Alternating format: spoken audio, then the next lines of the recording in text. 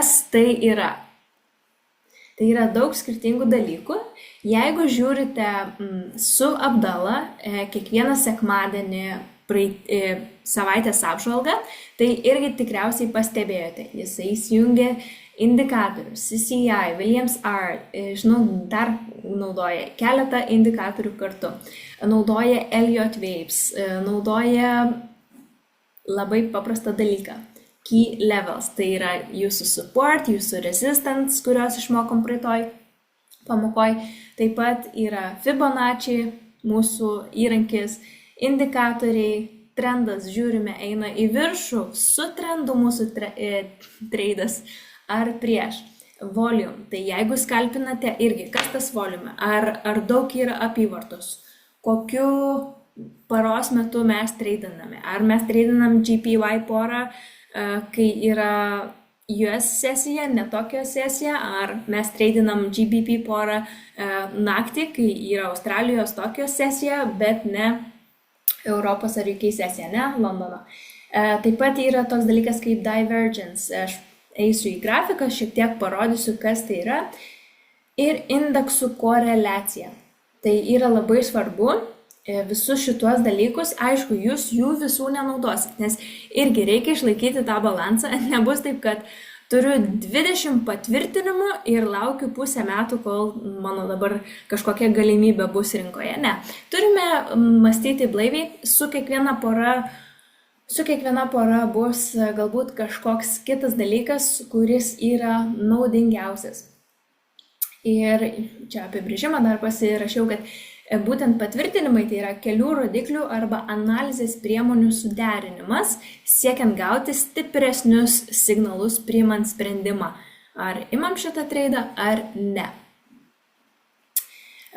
Paminėjau indeksų koreliaciją, taigi kas tai yra? Indeksai, tai būtent vienas iš pavyzdžių DXY, tai yra dolerio indeksas. Kas tai yra? Tuoj pasididinsime.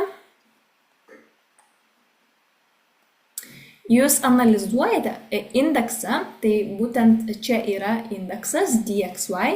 Jūs galite atsidaryti kaip ir bet kurią kitą porą šitam TradingView paieškoje ir aš parodysiu vėliau irgi. Tai čia galite įrašyti DXY ir matome, doleris eina į viršų. Matome trendas ir ką daro kitos poros. Ir tipiškai valiutos, svarbu, kur stovi USD valiuta, ne? Tai kur USD stovi antroje vietoje, kaip euras su doleriu, turėsime atvirkštinę arba neigiamą koreliaciją. Porose, kur doleris stovi priekyje, pavyzdžiui, USD CHF, turėsime teigiamą koreliaciją. Tai matome doleris čia, o čia doleris stovi priekyje ir taip pat juda į viršų. Ar tai bus identiška? Tikrai nebus, kadangi vis tiek turime atkreipti dėmesį ir į Šveicarijos franką, koks jo stiprumas ir taip toliau. Tai galite tiesiog pasižiūrėti panašias poras, USD CAD ir taip toliau. Euras USD, tai euras USD daugiausiai koreliuoja iš tikrųjų su DXY iš valiutų, kiek pastebėjau.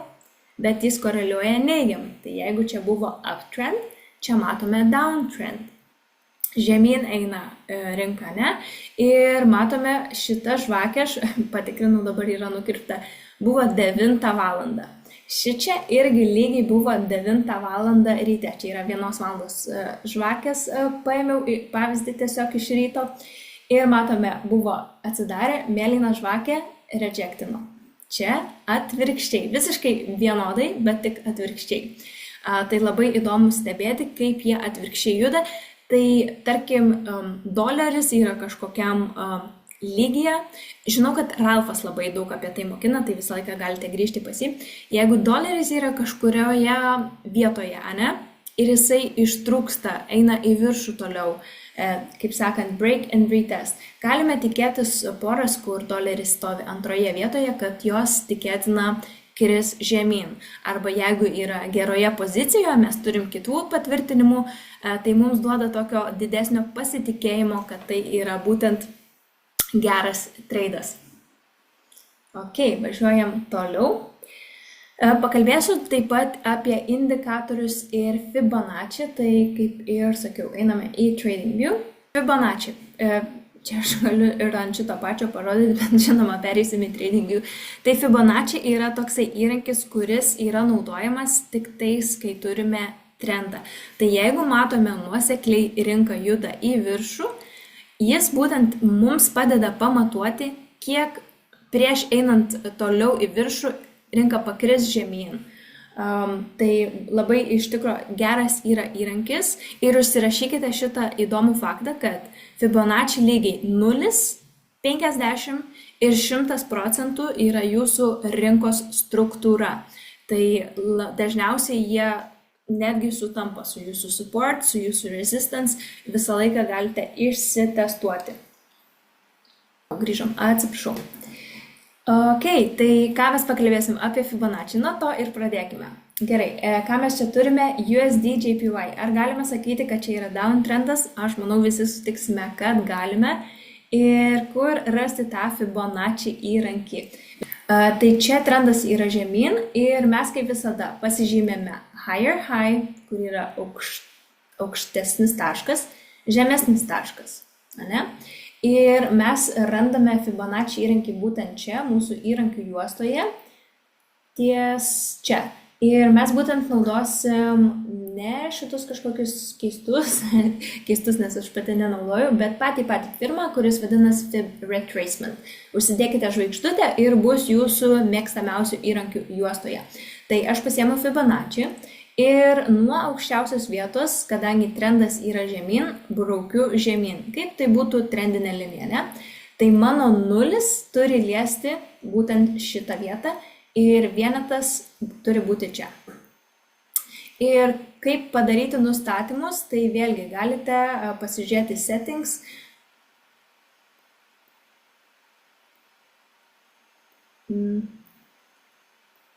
Kažką padariau, žodžiu. Settings yra būtent tokie, čia yra pagal Donny padaryta, būtent template. Jūs galite išsisaugoti Save As. Ir tuomet jūs galėsite tiesiog čia pasirinkti, kokį norit naudoti Fibonacci. Yra pagal Arabic, būtent Abdallah naudoja, kaip suprantu, panašiai tiek. Ir atkreipkite dėmesį, iki kur grįžta jūsų kaina. Tai pirmiausia, čia yra retracementas, respektina būtent 0,618 levelį, ne? Tai neprakerta žvakės, mes galime matyti, kad jeigu šitoje vietoje retestavo ir galite atkreipti dėmesį, čia taip pat buvo market struktūra. Čia galima buvo nubrėžti liniją. Jeigu eisime į kairę, irgi matysime, kad būtent ši vieta buvo respektinta arba tiesiog respektinta. Ir matome toliau nukrito vėl žemyn, respektino šitą vietą 0,382. Gerai, mes ištrinsim, pasibandome ant kito. Tai vėlgi sudaro lower, low ir tada lower high. Mes pasižymim ir braukiame nuo čia iki čia. Pasiemam vėl Fibonacci nuo čia iki čia ir galite matyti iki būtent kurios vietos iki kurios vietos grįžo. Grįžo praktiškai iki 0,618. Ir nesvarbu, ant kokio laiko intervalo jūs esate, galime eiti į 4 valandų, 5 minučių. Visą laiką bus galima naudoti būtent šį įrankį. Pasižiūrime. Čia matome uptrend, ne? Pasižymėsiu nuo šitos vietos iki šitos.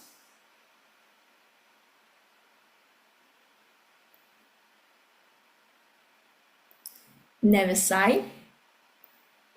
Grįžo iki 0,38. Pabandome kitą. Kaip jau minėjau kitose video, niekad nebus marketas idealus, tai tiesiog priemonės, kurios mums padeda. Šitu atveju respektina 0,618 būtent. 0,5. Ir kaip matome, 0,5 yra mūsų support levelis. Čia buvo daug kartų respektinta Čia daug kartų, kaip matome, nėjo pramušti. Tai galite visą laiką atkreipti dėmesį būtent į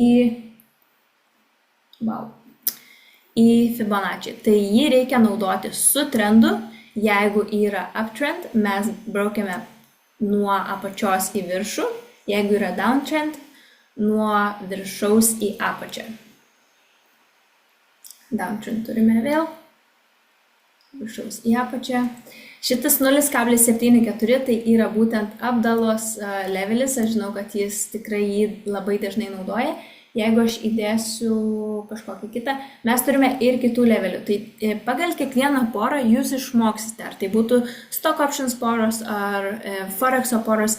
Kiekvienas būtent tikeris, kiekviena pora turi savo mėgstamą levelį, iki kurio dažniausiai grįžta. Jeigu tai yra labiau volatili pora, kaip auksas, nas, jie pakils aukščiau iki 0,6. Mažiau volatilios poros palies 0,382, 0,5 ir taip toliau. Prie Fibonacci, mes turime indeksus. Kas dabar yra tie indeksai? Yra įvairiausių indeksų, aš net neįsivaizduoju, nežinau, šimtai, galbūt tūkstančiai ir kiekvienas žmogus gali sukurti netgi savo indeksą ir mes juos galime rasti būtent čia. Tai yra daug skirtingų ir jūs išmoksite, išgirsite.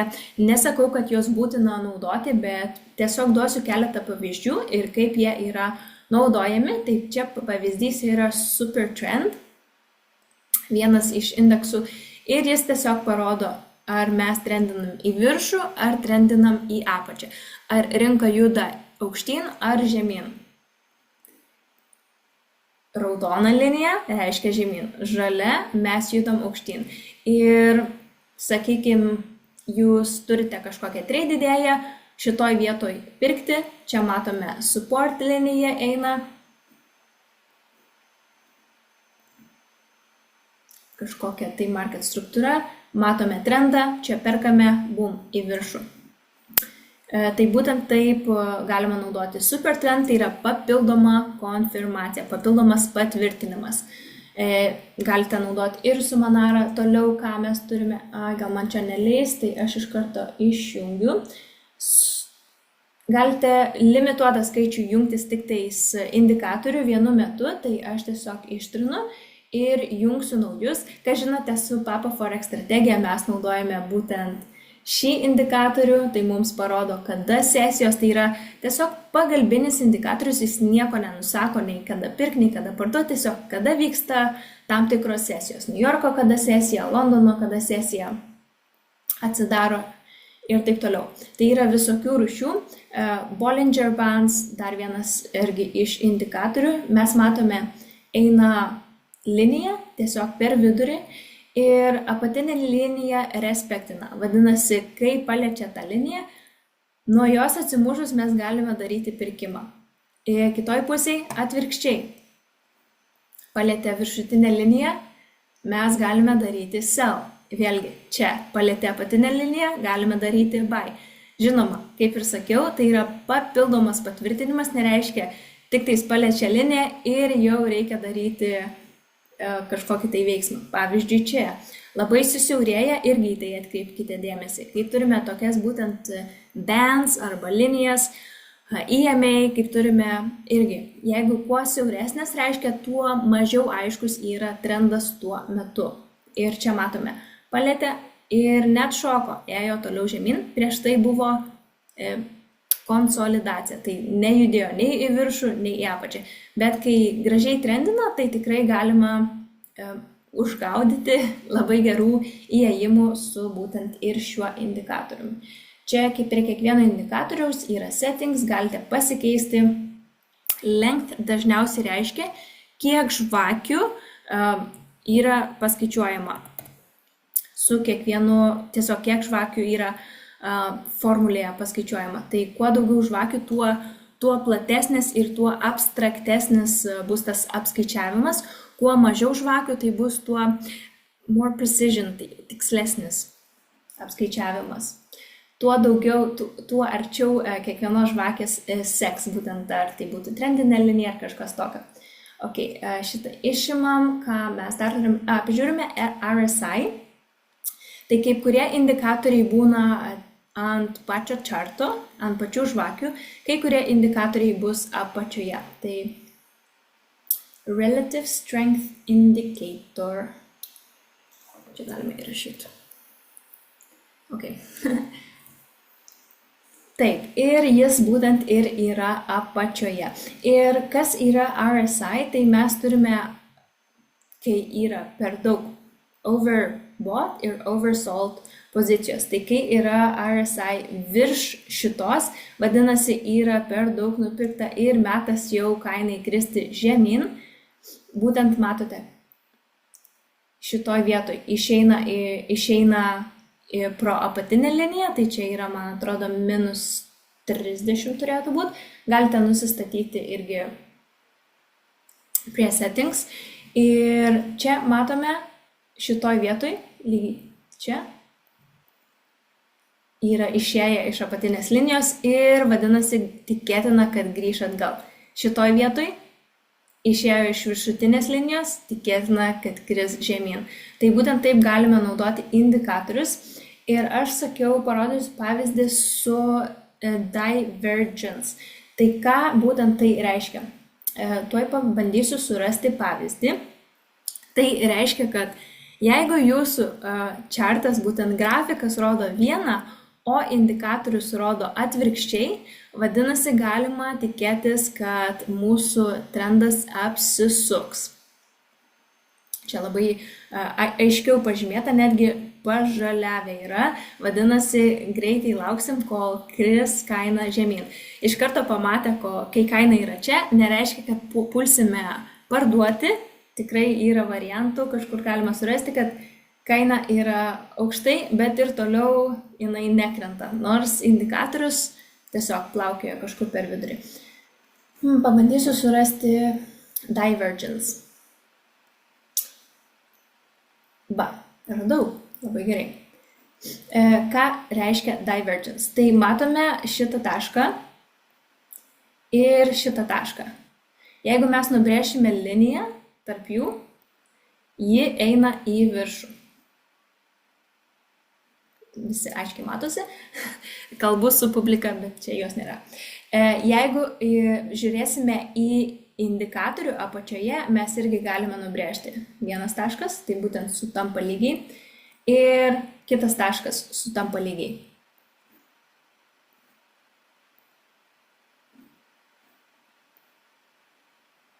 O, man neleidžia čia nubrėžti.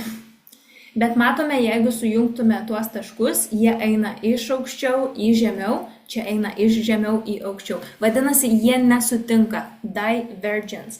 Tai ką mes galime tikėtis, kad toliau trendo nebus, bus kritimas. Ir tai yra labai dažnai naudojamas būtent RSI divergence ir kaip pastebėjome, toliau ir būtent nukrito. Dar dabaigsiu dėl indikatorių. Yra daug tokių pagalbinių, ypatingai naujokams. Vienas mano mėgstamesnių yra higher high and lower low. Ir jeigu aš jį įjungsiu, jis tiesiog padeda parodyti. Vėlgi, čia mums reikia galbūt pakeisti, pamažinti. Ir jis mums parodo, kur yra higher low, tiesiog marketo struktūra. Higher low, higher high. Higher low, vėlgi čia labai didelis, galima būtų pažymėti ir šitą. Kur rašysiu 7. Dabar neberodys. Yra limituotas skaičius, bet matote, kuo mažesnį skaičių pasirinkau, tuo arčiau būtent seka mūsų tą rinkos pasikeitimą. Ne? Jeigu atkreipkite dėmesį, dabar yra 7, jeigu aš pakeisiu į 15, tai tiesiog, kai norite naudoti kokį indikatorių, iš karto čia net neskaičiuoja kaip 1 ir 2, o čia prieš tai buvo daug, ne? Tai būtent šitas indikatorius yra pagalbinis, kad lavinti akį, kad galėtumėte pamatyti, kur būtent yra tie pointai. Aš žinau, Jess mėgsta labai indikatorių, kuris vadinasi Pivot Point Standard ir jis, meluoju, Šitą irgi mėgsta, bet ne šį norėjau parodyti.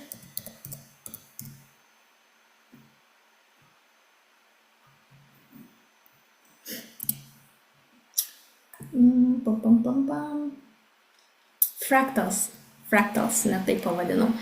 Ir čia irgi matote, tiesiog pažymė taškelius, raudoni, mėlyni, kaip lengviau rasti, būtent kur yra mūsų support resistant linijos.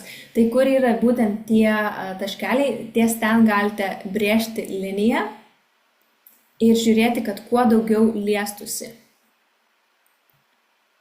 Čia tiesiog pagalbinis indeksas, kurį galite taip pat naudoti. Tai visus juos išsibandykite, aišku, ne visus, bet pasirinkite vieną ir žiūrėkite savo porą, kur kas vyksta, kokiu metu ir taip toliau. Vėlgi, grįžtam prie indeksų ir yra dolerio indeksas. Kaip jau minėjau, čia būtent pavyzdys iš šiandienos. Mes turėjome tam tikrą lygį, kur laukiame, kada iš jo ištrūks, toliau bus trendas į viršų ir būtent šiandien tai ir įvyko. Čia galime matyti, būtent šioje vietoj. Ir kaip ir sakiau, jeigu doleris eina į viršų, poros, kur doleris yra priekyje, irgi taip pat eis į viršų. Ir čia tiesiog galite parašyti DXY arba dollar index, man atrodo. Taip, dollar index galite parašyti pound index, British pound index, galite parašyti euro index, tai visi yra indeksai ir juos visus galite pasitirinėti priklausomai nuo savo mėgstamiausios poros. Ok, aš tik tais prisiminsiu, ar kažko nepraleidau. Price action, šitą kalbėjau aną kartą, tai pagal žvakes galite naudotis patvirtinimus Kailyje Fibonacci. Ok.